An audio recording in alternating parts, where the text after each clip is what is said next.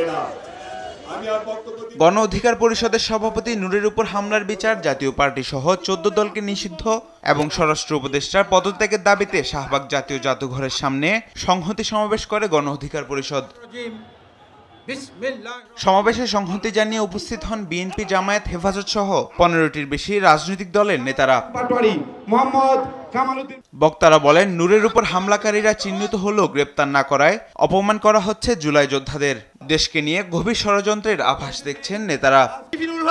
নূর একজন মানচিত্র, সেই মানচিত্রের উপর আঘাত এসেছে, সেই মানচিত্রকে যারা আঘাত করেছে তাদের বিচার করতে হবে। ফ্যাসিস্ট হাসিনাকে এই দেশ থেকে বিতাড়িত করেছি, তারা আমরা একসাথে রাস্তায় থাকতে চাই। সহনশীলতার মাত্রা বাড়লে নির্মম নির্যাতনের মাত্রা বাড়বে। প্রতিরোধ করার জন্য সবাইকে ঐক্যবদ্ধ থাকতে রাজি আছে।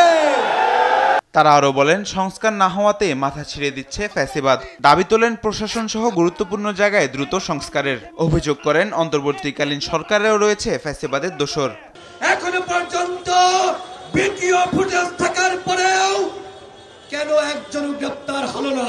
ছাত্রলীগ, আওয়ামী লীগ কিভাবে মিছিল করেছে, ওরা কিন্তু কখনো জাতীয় পার্টির কাঁধে ভর করে, কখনো ফ্যাসিবাদের শক্তি হয়ে এই প্রশাসন, পুলিশ, সচিবালয়ে যারা রয়েছে ওরা কিন্তু ফিরে আসার চেষ্টা করছে।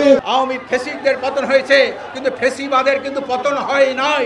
সবাই কাঁধে কাঁধ মিলিয়ে সন্ত্রাসের বিরুদ্ধে, নৈরাজ্যের বিরুদ্ধে, ফ্যাসিবাদের বিরুদ্ধে, আওয়ামী লীগ আর তার দোসরের বিরুদ্ধে আমাদের যুদ্ধ অব্যাহত থাকবে ইনশাআল্লাহ। বিচার, সংস্কার এবং নির্বাচনের মাধ্যমে দেশে গণতন্ত্র প্রতিষ্ঠার কথা বলেন বক্তারা।